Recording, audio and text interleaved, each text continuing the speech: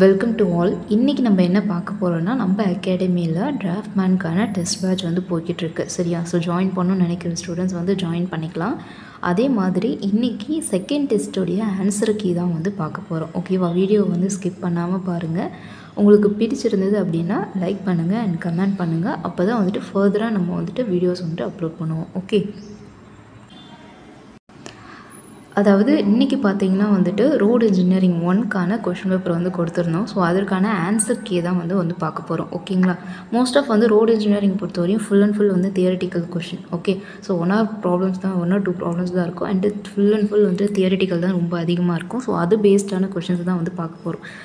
First question, base கோர்ஸுக்கும் bearing கோர்ஸுக்கும் இடையே Asphalt கலவை கொண்டு அமைக்கப்படுவது என்னென்னா Asphalt binder course. Asphalt binder கோர்ஸை என்ன பண்ணுவாங்கன்னா பேஸ் கோர்ஸுக்கும் வேரிங் கோர்ஸுக்கும் நடுவில் என்ன பண்ணுவாங்கன்னா அமைப்பாங்க. அதுக்கு பேர் என்ன? ஆஸ்பால்ட் பைண்டர் கோர்ஸ் அப்படின்னு பேர். கார்பெட் என்பது பார்த்திங்கன்னா வந்துட்டு மேலே இருக்கு இல்லையா, வேரிங் கோர்ஸ் மேலே இருக்கு இல்லையா, அது வந்து கார்பெட் அப்படின்னு சொல்லுவாங்க. சப்பேஸ் என்பது சப்பேஸ்க்கு மேலே இருக்கிறது சப்பேஸ் அப்படின்னு சொல்லுவாங்க. சரியா? அதாவது சப்கிரேடுக்கு மேலே இருக்கிறது சப்பேஸ்க்கு மேலே இருக்கிறது வந்துட்டு பேஸ் கோர்ஸ் அப்படின்னு சொல்லிட்டு சொல்லுவாங்க. ஓகே, அவங்க கேட்குறது அந்த பேஸ் கோர்ஸ்க்கும் வேரிங் கோர்ஸ்க்கும் நடுவில் இருக்கிறது என்ன அப்படின்னு கேட்குறாங்க. Asphalt binder course. இது எதுக்காக அப்படின்னா வேரிங் கோர்ஸையும் பேஸ் கோர்ஸையும் வந்து கனெக்ட் பண்ணுறதுக்காக வந்து யூஸ் ஆகும். சரியா? ஆஸ்பால்ட் மெட்டீரியல்ஸ் கூட வந்துட்டு மெட்டீரியல்ஸ் பைண்டிங் மெட்டீரியல்ஸை வந்துட்டு ஆட் பண்ணி இதில் வந்து யூஸ் பண்ணுவாங்க.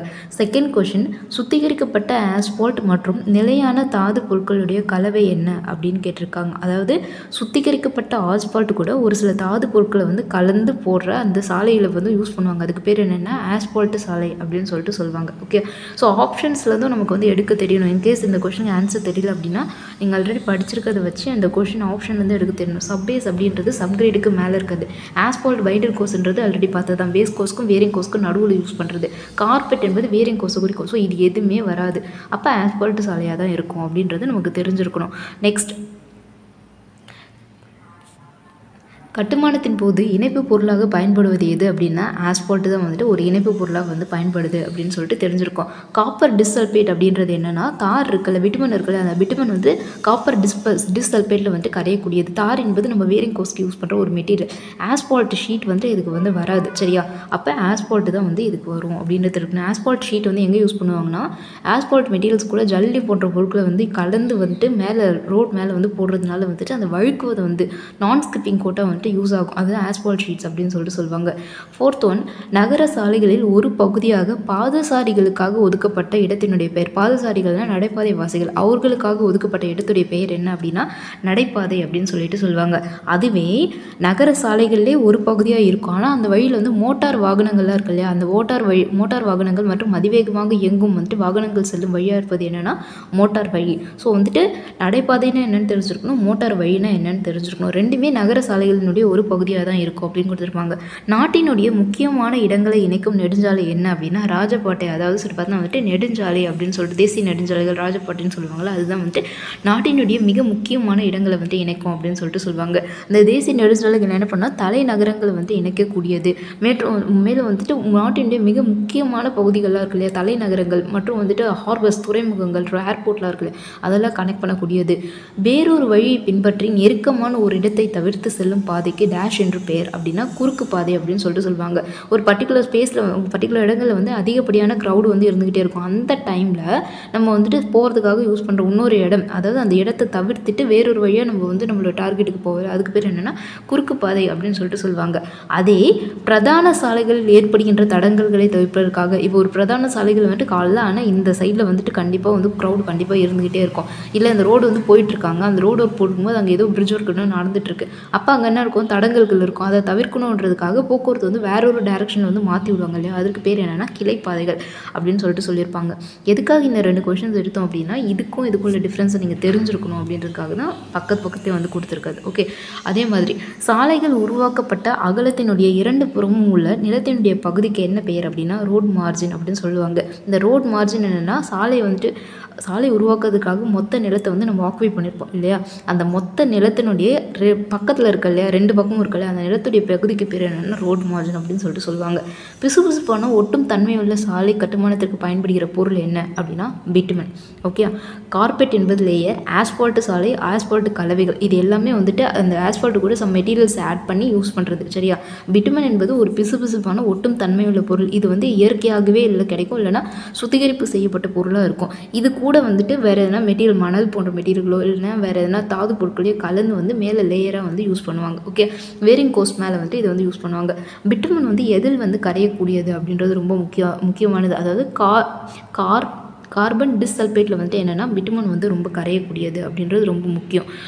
பெயர் ரொம்ப தெரிஞ்சு வச்சுருக்கணும் அப்படின்றதுக்காக தான் இந்த மாதிரியான ஆப்ஷன்ஸ் இருக்குது. கார்பன் டிஸ்சல்ஃபேட் இல்லைன்னா ஒரு டைசல்ஃபேட் அப்படின்றது எழுதக்கூடாது, டிஸ்சல்ஃபேட்டில் வந்து கரையக்கூடியதுன்னு கொடுத்துருப்பாங்க.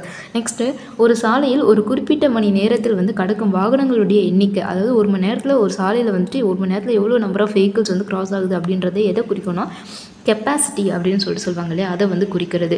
நெக்ஸ்ட்டு, சாலையினுடைய தேய்மான அடுக்கு, அதாவது அந்த வேரிங் கோர்ஸ் இருக்கு இல்லையா, சாலையினுடைய தேய்மான அடுக்கு அல்லது சாலையினுடைய மேல் அடுக்கு பிட்டுமன் அல்லது தார் மற்றும் காங்க்ரீட் எதுவாக ஒன்றாலும் இருக்கலாம். பிட்டுமன் லேயராகவும் இருக்கலாம், இல்லை தார் லேயராகவும் இருக்கலாம், அப்படி இல்லைனா காங்க்ரீட் கூட யூஸ் பண்ணியிருந்திருக்கலாம். அதாவது ரிஜிட் பேமெண்ட்ஸில் என்ன பண்ணியிருப்பாங்க, காங்க்ரீட் தானே போட்டிருப்பாங்க. ஸோ அந்த இடத்துக்கு என்ன பேர் அப்படின்னா கார்பெட் சொல்லுவாங்க. அந்த கார்பெட் எப்படி இருக்கும் அப்படின்னா வழவழப்பானதாக இருக்கும், வழுக்கக்கூடாது, அட் த சேம் டைம் வந்து ரொம்ப உறுதியானதாக இருக்கும். இந்த கார்பெட்டுடைய தடிமன் எவ்வளோ இருக்கும் அப்படின்னா 2 சென்டிமீட்டர்ஸ்லேருந்து 2.5 சென்டிமீட்டர்ஸ் வரையும் இருக்கும். ஓகேவா, இங்கே வந்துட்டு கார்பெட்டுடைய தடிமன் என்ன அப்படின்னு கேட்டிருக்காங்க. 2 சென்டிமீட்டர்ஸ் டேரெக்டாக கொடுத்ததுனால 2 சென்டிமீட்டர்ஸ். பட் நமக்கு தெரிஞ்சிருக்கணும் 2லேருந்து 2.5 சென்டிமீட்டர்ஸ் வரையும் வந்துட்டு இந்த கார்பெட்டுடைய தடிமன்ஸ் வந்து இருக்கும் அப்படின்றது. நீருக்குள் அமைந்துள்ள பாலம் என்னென்னா கேஷ்வே அப்படின்னு சொல்லிட்டு சொல்லுவாங்க. இப்போ ஒரு சிறிய வடிகால் அமைப்புகள் வந்து கிராஸ் ஆகுது, அந்த சைடில் நம்ம போனோம் அப்படின்னும் போது அந்த இடத்துல ஒரு பிரிட்ஜ் மாதிரி ஒரு சின்ன பிரிட்ஜ் போட்டிருப்பாங்க. சரியா, அதுக்கு பேர் தான் என்ன சொல்லுவாங்கன்னா கேஷ்வே அப்படின்னு சொல்லிட்டு சொல்லுவாங்க. பல வகையான சாலைகளுக்கு பாதுகாப்பான அனுமதிக்கப்பட்ட வேகத்திற்கு என்ன பேர் அப்படின்னா டிசைன் ஸ்பீட் சொல்லுவாங்க. அப்படி இல்லைன்னா அது தமிழில் என்ன சொல்லலாம்னா வடிவமைக்கப்பட்ட வேகம் அப்படின்னு சொல்லலாம். ஸோ வந்து ஆன்சர் பார்த்தீங்கன்னா CND ரெண்டுமே வந்துட்டு பொருத்தமான ஆன்சர்ஸ் தான். கெப்பாசிட்டி என்பது 1 மணி நேரத்தில் வந்து செல்கின்ற வாகனங்களுடைய எண்ணிக்கை இருக்கும். தாங்கும் திறன் என்பது எவ்வளோ லோடு வந்து அந்த ரோடு வந்து கேரி பண்ணி அதில் வந்து எடுத்துகிட்டு போக முடியும் அப்படின்றது தாங்கும் திறன் சொல்லுவாங்க. ஸோ இது ரெண்டுமே வராது.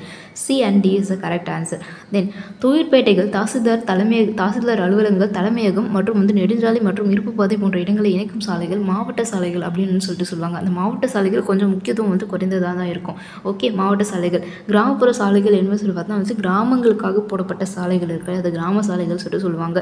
நெக்ஸ்ட்டு, தனியாருக்கு சொந்தமான இடத்திற்கு செல்ல அமைக்கப்படுகின்ற சாலைகள் என்ன அப்படின்னு கேட்டிருக்காங்க. அதாவது டிரைவே அப்படின்னு சொல்லிட்டு சொல்லுவாங்க. டிரைவேனா ஒரு பெட்ரோல் பங்க்கோ இருக்கலாம், இல்லை சர்வீஸ் ஸ்டேஷன்ஸ் அந்த மாதிரியான இடங்களுக்கு செல்வதற்காக வந்துட்டு ஒரு சாலைகள் மாதிரி வந்து தார் ரோடு மாதிரி போட்டிருப்பாங்க சின்னதாக. ஓகே, அதை என்ன பண்ணுவாங்கன்னா ஃப்ரம் தி ரோட் லெவல்லேருந்து கொஞ்சம் தூரத்தில் ஒரு 20 to 30 மீட்டர்ஸ் தள்ளி கட்டியிருப்பாங்க. அப்போ அந்த இடத்துக்கு வந்து போகிறதுக்காக அவங்களே என்ன பண்ணியிருப்பாங்கன்னா ப்ரைவேட்டாக வந்து ரோடு மாதிரி போட்டிருப்பாங்களே, அதுக்கு வந்து டிரைவே அப்படின்னு சொல்லிட்டு சொல்லியிருப்பாங்க. மண் தரும் பள்ளங்களிலிருந்து மண்ணை கொண்டு வந்து நிரல்படுத்திய சாலை மேற்பரப்பில் அடுக்குகளாக கொண்டு அமைக்கப்படுவது என்ன வகையான சாலைகள்னால் மண் சாலைகள். மண் சாலைகள் என்ன பண்ணுவாங்க, லெவல் பண்ண சர்ஃபேஸ் மேலே மண் எங்கே கிடைக்குதோ அங்கேருந்து எடுத்துகிட்டு வந்து லேயராக போடுவாங்க. சரியா, இதை மண்ணாலே வந்து லேயர் போடுவாங்க, அதுக்கு வந்து மண் சாலைகள் அப்படின்னு சொல்லிட்டு பேர். நெக்ஸ்ட்டு, சிமெண்ட் சாலை, குறுக்கு சாலைகள் இது எதுவுமே வராது. சிமெண்ட்டை கொண்டு போடுறது, தாரை கொண்டு போடுறது. குறுக்கு சாலைகள் என்பது டிராஃபிக் அதிகமாக இருக்குது அப்படின்னா அந்த இடங்களில் வந்துட்டு சைடில் ஒரு ரோடுவே மாதிரி போகிறது, அது குறுக்கு சாலைகள் அப்படின்னு சொல்லுவாங்க. அது எதுவுமே வராது. ஸோ மண் சாலைகள் இஸ் ரைட் ஆன்சர். நெக்ஸ்ட்டு, சாலை சப்கிரேட் அமைக்கும் பொழுது தேவையான சரிவு மற்றும் புறச்சரிவுடன் அமைப்பதற்கு டேஷ் என்று பெயர் அப்படின்னா மண் வேலை என்று பெயர். அதாவது கீழே வந்துட்டு சப்கிரேட் இருக்கு இல்லையா, அந்த சப்கிரேடை வந்துட்டு லெவல் பண்ணுவாங்க. ஆல்ரெடி தெரியும் ரோடோடைய லெவல் எப்பயுமே மட்டமாகவும் வந்துட்டு இருக்காது, மட்டமாக கரெக்டான ப்ராப்பர் லெவலாகவும் இருக்காது, அதில் அப்ஸ் அண்ட் டவுன்ஸ் வந்து இருக்கும். சரியா, அதாவது வந்துட்டு சரிவுகளும் இருக்கும், அது உயரமாகவும் இருக்கும், உடனே தாழ்வாகவும் இருக்கும். ஸோ அந்த டைமில் ஃபஸ்ட்டு என்ன பண்ணுவாங்கன்னா கட்டிங் அண்ட் ஃபில்லிங் வந்து பண்ணுவாங்க. சரியா, அதை பண்ணுறதுக்கு என்ன தேவைன்னா மண் தேவைப்படும். சரியா, ஃபில்லிங்ஸ்லாம் பண்ணுறதுக்கு மண் தேவைப்படும். சரியா, அதுக்கு தான் வந்துட்டு அந்த ப்ராசஸ் அமைக்கிறாங்க பாருங்கள். கரெக்டான சரிவு மற்றும் புறச்சரிவோட சப்கிரேடை ரெடி பண்ணுவாங்க. இது வந்து புறச்சரிவு. சரிவு என்பது நீள்வாக்கில் கொடுக்கறது. சரியா, இந்த சரிவுல ஃபஸ்ட்டு வந்து எதை வைப்பாங்கன்னா மண் வேலைகள் தான் செய்வாங்க. சரியா, அதான் சப்கிரேட். அதுக்கு மேலே தான் என்ன போடுவாங்கன்னா சப்பேஸ் வந்து போடுவாங்க, அடித்தளம் கருங்கற்களை கொண்டு வைப்பாங்க. அதுக்கு மேலே தான் வந்து பேஸ் கோர்ஸ் போடுவாங்க, அதுக்கு மேலே தான் வந்து வேரிங் கோர்ஸ் போடுவாங்க. ஸோ ஃபஸ்ட்டு வந்து தேவையான சரிவு மற்றும் புறச்சரிவோடு அமைக்கப்படுவது எது அப்படின்னா மண் வேலை தான் செய்வாங்க. ஓகே, எந்த இடத்துலனா சப்கிரேட்லேயே அதை வந்து செய்வாங்க. தகைவை நீக்கும் முறைக்கு என்ன பேர் அப்படின்னா ஃபில்லிங் அப்படின்னு சொல்லிட்டு சொல்கிறது.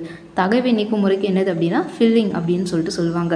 மேப் கிராக்கிங் என்ன பார்த்தீங்கன்னா வந்து ரோடு மேலே உங்களுக்கு வந்துட்டு பிட்டுமென்ட்ஸ் போட்டிருப்பாங்க. அது தளர்வின் காரணமாக சின்ன சின்ன கிராக் மாதிரி ஃபார்ம் ஆகும். அதுக்கு வந்து மேப் கிராக்கிங் அப்படின்னு சொல்லுவாங்க. பேட்ச் ரிப்பேர் என்பது வந்துட்டு ரோட்டில் வந்துட்டு எதனா ரிப்பேர் வந்து ஆயிருக்கு, பேத்துக்கிட்டு வந்துருச்சு அப்படின்னா அதை ரெடி பண்ணுவாங்களே அதுக்கு வந்து சொல்லுவாங்க. ரட்டிங் அண்ட் ஃபில்லிங்ஸ் இதுதான் உங்களுக்கு வரும். இந்த தகைவை நீக்கும் முறைக்கு என்ன பேர்னா ஃபில்லிங் அப்படின்னு சொல்லிட்டு சொல்லுவாங்க. வெற்றிடம் இல்லாமல் இறுக்கிய அனைத்து படிவங்களும் ஒன்றாக்கி தயாரிக்கப்பட்டது எது அப்படின்னா ஃப்ளெக்சிபிள் பேமெண்ட் அப்படின்னு சொல்லிட்டு சொல்லுவாங்க. சரியா? ஃப்ளெக்சிபிள் பேமெண்ட்டில் என்ன பண்ணியிருக்காங்கன்னா வெற்றிடம் எதுவும் இல்லாமல் எல்லா படிவங்களும் ஒன்றாக்கி தயாரிக்கப்படுவது தான் ஃப்ளெக்சிபிள் பேமெண்ட் சொல்லுவாங்க. ரிஜிட் பேமெண்ட்ன்றது கொடுக்குற லோடை வந்துட்டு எதிர்த்து நிற்கக்கூடிய மாதிரியான கிரியேட் பண்ணுறது தான் ரிஜிட் பேமெண்ட் அப்படின்னு சொல்லிட்டு சொல்லுவாங்க. சரியா? ஃபில்லிங் என்றதுனா தகைவை நீக்கும் முறை ஃபில்லிங் அப்படின்றது தெரியும். பைண்டிங் கோர்ஸ் அப்படின்றது என்னென்னா உங்களுக்கு மேலே வேரிங் கோர்ஸ் அண்ட் பேஸ் கோர்ஸ்க்கு நடுவில் யூஸ் பண்ணுறது தான் பைண்டிங் கோர்ஸ். சரியா? ஸோ வந்து flexible payment is a correct point. இதில் என்னென்னா உங்களுக்கு வந்து rigid payment R flexible payment ஒரு டவுட் வரும். ஃபர்ஸ்ட் அதுக்கு வந்து ஃப்ளெக்சிபிள் பேமெண்ட்டுடைய டெஃபினேஷன் என்ன, ரிஜிட் பேமெண்ட்டுடைய டெஃபினேஷன் அப்படின்னு என்னன்னு தெரிஞ்சுக்கணும். ஃப்ளெக்சிபிள் பேமெண்ட்னா நமக்கு தெரியும், அது கருங்கல் தென் சின்ன கல் இருக்குல்ல ஜல்லி, அதுக்கு மேலே வேரிங் கோர்ஸ் வந்து போட்டிருப்பாங்க. அது வந்துட்டு ஃப்ளெக்சிபிள் பேமெண்ட்.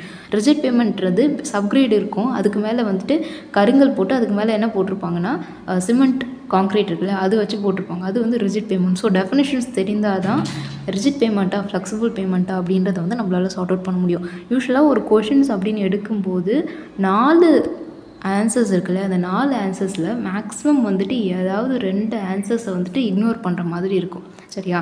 அதாவது நம்ம நல்லா படிச்சிருந்தோம் அப்படின்னா தெரியாத கொஷின்ஸ் கூட எப்படி ஆன்சர் பண்ணலாம், 2 ஆன்சர்ஸை வந்து இக்னோர் பண்ணுற மாதிரி இருக்கும். மீதி 2 இருக்குல்ல, அந்த 2ல் இதுவா அப்படின்னு சொல்லிட்டு நம்ம ஆல்மோஸ்ட் ஒரு 50-50 ஒரு கெஸ்ஸிங்ஸில் போட்டால் கூட வந்துட்டு நம்மளுக்கு ஏதாவது ஒன்று வந்துட்டு வர்றதுக்கு சான்சஸ் இருக்குது. ஏன்னா நம்ம வந்துட்டு ஒரு 200 கொஷின் அடிக்கிறோம், அதில் வந்துட்டு ஒரு 160 கொஷின் வந்து உங்களுக்கு வந்து ஷுவராக தெரிஞ்சிருக்கும். மீதி 20 கொஷின்ஸ் என்னென்னா உங்களுக்கு சுத்தமாக தெரியாமல் இருந்திருக்கும். இந்த மாதிரி ஒரு 20 கொஷின்ஸ் என்னென்னா நம்மளால் கெஸ் பண்ண முடியும், இதுவா அதுவா அப்படின்னு சொல்லிட்டு நம்மளால் கெஸ் பண்ண முடியும். அந்த மாதிரியான சமயங்களில் இந்த மாதிரி வந்து ஆன்சர்ஸ்லேருந்து இக்னோர் பண்ணணும். ஓகே, அதாவது உங்களுக்கு தெரிஞ்சதை வச்சு இது வராதுன்னு சொல்லிட்டு இக்னோர் பண்ணிட்டு இருக்கிறத மட்டும் வச்சு இதுவா அதுவா அப்படின்னு போட்டிங்கன்னா ஆல்மோஸ்ட் ஒரு 50-50ல் என்னென்னா உங்களுக்கு ஒரு 10 கொஷின்ஸ் அது கரெக்டாக வந்துடும். தென் இந்த 20 கொஷினில் ஒரு 4க்கு ஒரு கொஷின் அப்படின்னா கூட ஒரு 5 கொஷின்ஸ் வந்து கரெக்டாக வந்துடும். ஸோ 160 + 10 + 7 5 = பார்த்தா 175 கொஷின்ஸ் ஆல்மோஸ்ட் உங்களுக்கு என்னென்னா ஆட்டோமேட்டிக்காக வந்துடும். தென் ஜென்ரல் ஸ்டடீஸில் நீங்கள் ஒரு 65 to 70 கொஷின்ஸ் இருந்தீங்கன்னா டெஃபினட்டாக வந்துட்டு ஆல்மோஸ்ட் உங்களுக்கு எல்லாமே வந்துட்டு சக்ஸஸ்ஃபுல்லாக முடிஞ்சிடும். ஸோ வந்து அது தெரிஞ்சிருக்கணும் நமக்கு எப்படி வந்து ஆன்சர்ஸ்லேருந்து எடுக்கணும் அப்படின்றது. ஓகே, நெக்ஸ்ட் என்னென்னா 23 கொஷின் நம்பர் 23 சாலை சந்திப்பை வந்து வடிவமைக்கும் பொழுது போக்குவரத்தை வந்து பிரித்து மேலேயும் கீழேயும் விடுவாங்க இல்லையா, அதற்கு என்ன பேர் அப்படின்னா மேம்பாலம் அப்படின்றது பேர். ஓகே, மேம்பாலத்தில் என்ன பண்ணுவாங்கன்னா கிளை பாதைகள்னால் பிரதான சாலைகளில் ஏற்படுகின்ற தடங்களை தவிர்ப்பதற்காக அதை வந்து திருப்பி விடுறது. வட்டப்பாதைகள் என்னென்னா 2-3 சாலைகள் என்ன பண்ணணும்னா ஒரே இடத்துல வந்து மீட் பண்ணும்போது அந்த போக்குவரத்து நெரிசல் ஏற்படுது அவாய்ட் பண்ணுறதுக்காக ஒரு வட்டமான பாதையை ஏற்படுத்தியிருப்பாங்க. அதன் மூலயமா அந்த போக்குவரத்துகள் அதனுடைய திசையில் வந்து போகும். சரியா? இதற்கு வட்டப்பாதைன்னு சொல்லுவாங்க. குறுக்கு பாதைகளும் அதே தான். ஹெவி டிராஃபிக் இருக்க ஏரியாஸில் வந்துட்டு அதை அவாய்ட் பண்ணுறதுக்காக வேறொரு வழியாக வந்துட்டு போகிறது வந்து குறுக்கு பாதையை சொல்லுவாங்க. ஸோ ஆட்டோமேட்டிக்கலி என்னென்னா மேம்பாலம் தான் வந்துட்டு இதுக்கான ஆன்சராக வரும். சாலையினுடைய நீள்வாக்கில் அமைக்கப்படும் வாட்டத்துக்கு என்ன பேருனா சரிவு, அதாவது நேர் சரிவு அப்படின்னு சொல்லிட்டு சொல்லலாம். அதாவது நீள்வாக்கு இருக்கு இல்லையா, அந்த நீள்வாக்கில் அமைக்கப்படுகின்ற சரிவு இருக்கு இல்லையா, இதை சாய்வுன்னு சொல்லலாம், சரிவுன்னு சொல்லலாம். சரியா? நேர் சரிவுன்னு சொல்லலாம், சாய்வுன்னு சொல்லலாம். ரெண்டுமே கரெக்ட் ஆன்சர் தான். A and D is right answer. அதாவது சாலை இருக்கு இல்லையா, சாலையினுடைய நீள்வாக்கில் வந்து அமைக்கப்படுகின்ற வாட்டத்திற்கு என்ன பேர் அப்படின்னா சாய்வு, அப்படி இல்லைன்னா நேர் சரிவு அப்படின்னு சொல்லிட்டு சொல்லுவாங்க. இதுவே குறுக்கு வாட்டத்தில் இருந்ததுன்னா அது குறுக்கு சரிவு அப்படின்னு சொல்லிட்டு சொல்லுவாங்க. சாலையினுடைய நீள்வாக்கில் உயரும் அல்லது தாழும் வீதம் என்னன்னு சொல்லுவாங்கன்னா நேர் சரிவு. இதை வந்து சாலையினுடைய சரிவுன்னு அதை வந்து சொல்லலாம். இதை எப்படி கொடுத்துருப்பாங்கன்னா சதவிகிதத்திலையோ இல்லைன்னா வந்துட்டு விகிதத்திலையோ கொடுத்துருப்பாங்க. அதாவது 1%, 3% இருக்கணும் அப்படின்றது கொடுத்துருப்பாங்க. அப்படி இல்லைன்னா 1/100, 1/200 அந்த மாதிரியான ரேஷியோவில் வந்து கொடுத்துருப்பாங்க. அதாவது வந்துட்டு லிமிட்டிங் கிரேடியன்ஸ் வருது இல்லையா, அதாவது வந்துட்டு குறை நேர் சரிவு வந்துட்டு வரும். குறை நேர் சரிவில் என்ன பண்ணுவாங்கன்னா சமவெளி போன்ற பகுதிகளில் வந்து நம்ம அதிக அளவில் வந்துட்டு சரிவுகள் கொடுக்க தேவையில்லை. அந்த இடங்களில் என்ன பண்ணியிருப்பாங்கன்னா 1/200, அதாவது அந்த மழைநீர் வந்து வடிந்தோடினால் போதும் அப்படின்றதுக்காக மிக குறுகிய ரொம்ப கம்மியான அளவிலான சரிவுகள் வந்து கொடுத்துருப்பாங்க. அது என்னென்னா 1/200, அதாவது 0.5. அதை வந்து சதவீதத்தில் சொல்லணும் அப்படின்னா 0.5%. இதுவே வந்துட்டு விகிதத்தில் சொல்லணும்னா 1/200 அப்படின்னு சொல்லிட்டு சொல்லுவாங்க. எங்கன்னா சாதாரணமான சமவெளி பகுதிகள், ஓகேவா, அந்த மாதிரியான இடங்களில் 1/200 வரையும் வந்து கொடுப்பாங்க நேர் சரிவு. எல்லா சாலைகளும் ஒரே மட்டத்தில் இணைந்து செல்லும் போக்குவரத்து என்ன அப்படின்னா இன்டர்செக்ஷன். இது எல்லாருக்குமே தெரியும். இந்த இன்டர்செக்ஷன் அவாய்ட் பண்ணுன்றதுக்காக நடுவில் வந்து ஒரு வட்டப்பாதை வந்து அமைப்பாங்க. ஒரு வழியினுடைய அகலம் என்றது அப்படின்னா போக்குவரத்தினுடைய அகலம். இதுதான் ஒரு வழியினுடைய அகலம்னா இது எதை பொறுத்து இருக்குன்னா போக்குவரத்தினுடைய அகலம் என்ன இருக்குது மற்றும் அவைகளுக்கு இடையான இடைவெளிகள் என்ன இருக்குது, இதெல்லாம் சேர்ந்தது தான் ஒரு வழியினுடைய அகலம் சொல்லுவாங்க. பொதுவாக ஒரு வழிப்பாதைகள், அதாவது சிங்கிள் லேன்ஸாக இருந்ததுன்னா 3.8 மீட்டர்ஸாக வந்து இருக்கும். எவ்வகையான சாலைகளில் அடுக்குகள் பரல் மற்றும் பாறை துகள்களால் நன்கு பிணைக்கப்பட்ட உடைந்த கற்களால் அமைக்கப்பட்டிருக்கும்? எல்லாருக்குமே தெரியும், மண்ணால் அமைக்கப்பட்டிருந்தால் மண் சாலைகள். இதே வந்துட்டு பரல்கள் மற்றும் பாறை துகள்களை கரெக்டாக அடுக்கி லேயரை ஃபார்ம் பண்ணி வச்சுருந்தாங்கன்னா அது வந்துட்டு வாட்டர் பவுண்ட் மெக்கடம் சாலைகள் அப்படின்னு சொல்லிட்டு சொல்லுவாங்க. மண் சாலைகளில் வந்துட்டு அதிகப்படியான சரிவுகள் இருக்கணும் மழைநீர் வெடிந்தோட. அதற்கு அடுத்தபடியாக நீர்ப்பிணை மெக்கடம் சாலைகள் இருக்குது, அதுலேயும் வந்துட்டு அதிகப்படியான சரிவுகள் இருக்கும். அப்படி இல்லைன்னா தண்ணீர் வந்து உள்ளே போய் எல்லாத்தையும் வேஸ்ட் பண்ணும். இப்போ வந்துட்டு என்ன டைப் ஆஃப் ரோடு தான் கேட்டிருக்காங்க, சரியா? நமக்கு வந்து பரல்கள் மற்றும் பாறை துகள்கள், அப்போ கண்டிப்பாக மண்ணை வந்து அந்த இடத்துல யூஸ் பண்ணல, பேஸ் லேயரில் போட்டிருப்பாங்க. அதுக்கு மேலே என்ன யூஸ் பண்ணியிருக்காங்க, பரல்கள் பாறை துகள்கள். மண்ணை யூஸ் பண்ணி லேயராக போட்டால் தான் மண் சாலைகள். ஸோ இது வராது. ஃப்ளெக்சிபிள் பேமெண்ட் அண்ட் ரிஜிட் பேமெண்ட்ன்றது மேலே நம்ம யூஸ் பண்ணுற மெட்டீரியல்ஸை பொறுத்து வேறுபடும் இல்லையா? ஸோ ஃப்ளெக்சிபிள் பேமெண்ட்ன்றது பரல்கள் மற்றும் போட்டு அதுக்கு மேலே என்ன பேஸ் கோர்ஸ் போட்டு அதுக்கு மேலே வேரிங் கோர்ஸ் போட்டிருப்பாங்க. ஸோ ஃப்ளெக்சிபிளும் வராது. ரிஜிட் பேமெண்ட் என்னென்னா அந்த பாறைகள், அதாவது பெரிய பெரிய ஜல்லி கற்களுக்குள்ள அதை போட்டு அதுக்கு மேலே வந்துட்டு சிமெண்ட் காங்கிரீட் போட்டிருப்பாங்க. ஸோ இதுவும் வராது. ஸோ ஆட்டோமேட்டிக்கலி ஆப்ஷன்லேருந்து எடுத்தால் கூட நீர்ப்பிணை மெக்கடம் சாலைகள் is a correct answer. Next, இயற்கையிலேயே தூய்மையாகவும் அல்லது ஓரளவு தூய்மையாகவும் கிடைக்கும் ஆஸ்பால்ட் வகை எது அப்படின்னா நேட்டிவ் ஆஸ்பால்ட்ஸ், சரியா? பைண்டிங் மெட்டீரியல்ஸ் எல்லாருக்குமே தெரியும், பைண்டிங்காக யூஸ் பண்ணுற ஒரு materials. And base course wearing கோர்ஸ்க்கு நடுவில் அந்த பைண்டிங் மெட்டீரியல்ஸில் ஆஸ்பால்ட் கூட கலந்து யூஸ் பண்ணுவாங்க. ஆஸ்பால்ட் என்பது பார்த்தா ஒரு மெட்டீரியல், சரியா? அது வந்துட்டு நமக்கு யூஸ்வலாகவே வந்து மெட்டீரியல். இது வந்துட்டு என்னென்னா அது கூட மணலை சேர்த்து யூஸ் பண்ணோன்னா அதை மேஸ்டிக் ஆஸ்பால்ட் அப்படின்னு சொல்லிட்டு சொல்லுவாங்க. இயற்கையிலேயே தூய்மையாக கிடைக்கிறது, இல்லைன்னா ஓரளவு வந்துட்டு தூய்மையாக இருக்கும் அது, சரிங்களா? அப்படி கிடைக்கிறது என்னென்னா நேட்டிவ் ஆஸ்பால்ட் அப்படின்னு சொல்லிட்டு சொல்லுவாங்க. அதாவது மேஸ்டிக் ஆஸ்பால்ட்லாம் என்ன, நேட்டிவ் ஆஸ்பால்ட்னா என்ன அப்படின்றதுக்கான டெஃபினேஷன்ஸ் வந்து நம்மளுக்கு தெரிஞ்சிருக்கணும். இது வந்து துறைமுகங்கள், மாகாணங்களுடைய தலைநகரங்கள் மற்றும் நாட்டினுடைய பாதுகாப்பிற்கான முக்கிய இடங்களை இணைக்கும் சாலைகள். என்ன சாலைகள்னால் தேசிய நெடுஞ்சாலைகள். நாடு அப்படின்னு கொடுத்துருக்காங்க, சரியா? நாட்டின் பாதுகாப்பிற்கான முக்கியமான இடங்கள், இதுதான் மோஸ்ட் இம்பார்ட்டன்ட் கீவேர்ட். ஒரு நாட்டுடைய பாதுகாப்பு முக்கியம், அப்போ அந்த சாலைகள் வழியாக தான் ஒரு நாட்டினுடைய பாதுகாப்பே அடங்கியிருக்கு. அந்த க்ளோஸ் பண்ணிட்டோன்னா நம்ம கண்ட்ரி வந்து சேஃபாக இருக்கும் அப்படின்னு ஏதாவது தேசிய நெடுஞ்சாலைகள். அந்த இடத்துல போயிட்டு ஒரு மாவட்ட சாலைகளோ கிராம சாலைகளோ போட மாட்டாங்க, சரியா? ஸோ அதை வச்சே நம்மளால் எடுக்க முடியும். நெக்ஸ்ட்டு, வழுக்குவதை தடுப்பதற்காக ஏற்கனவே உள்ள மேற்பரப்பு இருக்கு இல்லையா, அந்த மேற்பரப்பில் பிட்டுமன் கூட ஜல்லியை வந்து கலந்துருவாங்க. ஜல்லியை கலந்து ஒரு லேயராக போடுவாங்க. அதற்கு என்ன பேர் அப்படின்னு கேட்டிருக்காங்க. இதுக்கு வந்து நான் ஸ்கிப்பிங் கோட் அப்படின்னு சொல்லிட்டு சொல்லுவாங்க. இது எதற்காகனா கொஞ்சம் வந்துட்டு அந்த டயர், வாகனத்தினுடைய டயர் இருக்கு இல்லையா, அதுக்கும் சாலையினுடைய பரப்புக்கும் கொஞ்சம் உராய்வு தன்மை இருக்கணும் அப்படின்றதுக்காக இதை போட்டிருப்பாங்க. இதனால் வந்துட்டு வழுக்குவது வந்து தவிர்க்கப்படும். அதுதான் நான் ஸ்கிப்பிங் கோட் அப்படின்னு சொல்லிட்டு சொல்லுவாங்க. யூஸ்வலாகவே பொதுவாக தரை மட்டத்திற்கு மேலே வந்துட்டு நம்ம நெடுஞ்சாலைகள் வந்து அமைக்கும் பொழுது நெடுஞ்சாலையின் மீது குறுக்காக ஒரு மேம்பாலத்தை வந்து கன்ஸ்ட்ரக்ட் பண்ணுவாங்க இல்லையா, அதுக்கு என்ன பேர் அப்படின்னா ஓவர் பாஸ் அப்படின்னு சொல்லிட்டு சொல்லுவாங்க. அவங்க கொஷின்லேயே கொடுத்துட்டாங்க, நெடுஞ்சாலையின் மீது குறுக்காக மேம்பாலத்தை தான் கன்ஸ்ட்ரக்ட் பண்ணுறாங்க. மேம்பாலம்னே கொடுத்துட்டாங்க, சரியா? கீழே சாலை இருக்குது, அதுக்கு மேலே வந்து மேம்பாலத்தை கன்ஸ்ட்ரக்ட் பண்ணுறாங்க. அதுக்கு பேர் என்னென்னா ஓவர் பாஸ் அப்படின்னு சொல்லிட்டு சொல்லுவாங்க. குறுக்கு சாலைகள், கிளை சாலைகள் எல்லாமே வந்துட்டு நெருக்கமான ஒரு இடத்த தவிர்த்துட்டு வேறொரு வழியாக போகிறது தான் ரெண்டுமே. ஓகே, மேம்பாலம் என்பது பிரிட்ஜு, டிராஃபிக் ஆகாமல் இருக்கிறதுக்காக வாகனங்களை வந்துட்டு வேறொரு வழியாக, அதாவது மேலேயும் கீழேயும் பிரித்து விடுறதுக்கு பேர் என்னென்னா மேம்பாலம் அப்படின்னு சொல்லுவாங்க. அந்த மேம்பாலத்திற்கு குறுக்காக நெடுஞ்சாலை கன்ஸ்ட்ரக்ட் பண்ணுறாங்களே அதுக்கு பேர் என்னென்னா ஓவர் பாஸ் அப்படின்னு சொல்லிட்டு சொல்லுவாங்க. பழுதடைந்த மேற்பரப்பினுடைய பழுதை நீக்குவதற்கு என்ன பேர் அப்படின்னு சொல்லிட்டு பார்த்தா வந்து பேட்ச் ரிப்பேர் அப்படின்னு சொல்லிட்டு சொல்லுவாங்க. ஓகேவா? பேட்ச் ரிப்பேர்னால் இப்போ வந்துட்டு ஏதோ ஒரு ஹோல்ஸ் வந்து ஏற்பட்டிருக்கு, ரோட்டில் வந்து ஒரு பகுதி பேத்துக்கிட்டு வந்துச்சுன்னா அந்த இடத்த மட்டும் என்ன பண்ணுவாங்கன்னா க்ளீன் பண்ணி எடுக்கிறதுக்கு பேர் என்னென்னா பேட்ச் ரிப்பேர் அப்படின்னு சொல்லிட்டு சொல்லுவாங்க. பேஸ் கோர்ஸ் இருக்குது, அந்த பேஸ் கோர்ஸில் கருங்கல்கள் இருக்கும் சரியா. அந்த கருங்கல்கள் வந்துட்டு நம்ம யூஸ்வலாக வந்துட்டு போட்டு நல்லா வந்துட்டு ரோலர் விட்டு நல்லா அழுத்தி விடுவாங்க கருங்கற்களை போட்டு. இன்கேஸ் அந்த அழுத்தத்துலேயும் வந்துட்டு ஒரு சிலது மிஸ் ஆகிறதுக்கான சான்சஸ் இருக்குது. அப்போ அந்த கருங்கற்கள் ஜல்லிக்கல் வந்துட்டு அதனுடைய பொசிஷனை விட்டு மாறும்போது என்ன ஆகிடும் அப்படின்னா அந்த இடத்துல சின்னதாக ஒரு ஓட்டை மாதிரியான ஒரு அமைப்பு ஏற்படும். இது எங்கே வந்துட்டு ரிஃப்ளெக்ட் ஆகுனா மேலே சாலையினுடைய மேற்பரத்தில் ஒரு ஓட்டையானது உருவாகும். இதுக்கு என்ன பேர் அப்படின்னா பாட் ஹோல்ஸ் அப்படின்னு சொல்லிட்டு சொல்லுவாங்க. இந்த பாட் ஹோல்ஸ் எப்படி கிளியர் பண்ணுவாங்கன்னா இந்த பேட்ச் ரிப்பேரிங் ஒர்க்கை வச்சு தான் அதை வந்து கிளியர் பண்ணுவாங்க சரியா.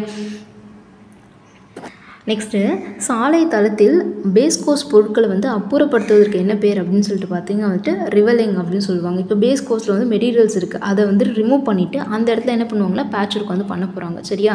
அந்த பேட்சிங்னா அதை வந்து திருப்பி வந்துட்டு அந்த ஒர்க்கை பண்ணுறது சரியா, ரிப்பேர் பண்ணுறதுக்கு பேர் பேட்சிங் அப்படின்னு சொல்லுவாங்க சரியா. ரெக்ரேஷன் அப்படின்றது என்னென்னா ஒரு பேஸ் கோர்ஸு சப்கிரேட் இருக்குது, அந்த சப்கிரேடுடைய நம்ம வந்து ஸ்டார்டிங்கில் வந்து ஒரு கிராம சாலை அப்படின்ற அளவுக்கு ஒரு பேஸ்மெண்ட்டை போட்டு நம்ம ரோடு ஒர்க் பண்ணிகிட்ருக்கோம். இப்போ அதிகப்படியான வந்து போக்குவரத்துகள் அதிகமாகும் போது அதனுடைய வலிமையை வந்துட்டு என்ன பண்ணால் மாற்றி அமைக்கணும். ஏன்னா நிறைய லோடை ஏற்றிக்கிட்டு நிறைய வாகனங்கள் வருது, அதிகப்படியான வாகனங்களுடைய எண்ணிக்கை அதிகரிக்குது. அப்போ அந்த வாகனங்களுடைய லோடை கேரி பண்ணிக்கிற அளவுக்கு அந்த ரோடுடைய ஸ்ட்ரென்த் வந்து இருக்கணும் இல்லையா. ஸோ நம்ம ரோடுடைய ஸ்ட்ரென்த்தை என்ன பண்ணணும், கண்டிப்பாக அந்த இடத்துல மாற்றி அமைக்கணும். அதுக்கு பேர் என்ன அப்படின்னா ரெக்ரேஷன் அப்படின்னு சொல்லிட்டு சொல்லுவாங்க. ஏற்கனவே உள்ள சிமெண்ட் காங்கிரீட் தளத்தின் மீது போடப்பட்ட பிட்டுமன், அது ஆல்ரெடி வந்து ஒரு சிமெண்ட் காங்கிரீட் தளம் இருக்குது, அது மேலே வந்து ஒரு பிட்டுமனை போடுறாங்க. அந்த பிட்டுமனஸ் பரப்பில் என்ன இருக்குன்னா வெடிப்பு ஏற்படும். இதுக்கு வந்து ரிஃப்ளெக்ஷன் கிராக்கிங்ன்றது பேர்.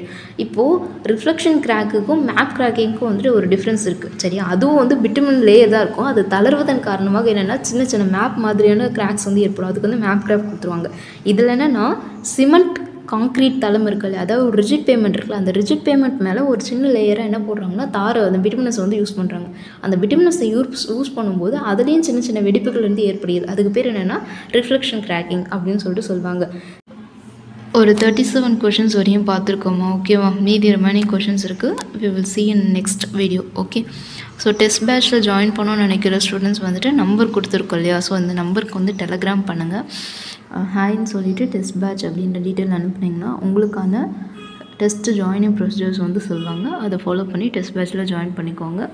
ரிமைனிங் கொஷின்ஸ் 100 கொஷின்ஸ் இருக்குது டோட்டலி. ஸோ வந்துட்டு ரிமைனிங் கொஷின்ஸ் வந்துட்டு நெக்ஸ்ட் வீடியோவை வந்துட்டு அப்லோட் பண்ணுறோம், ஓகேவா. தேங்க்யூ.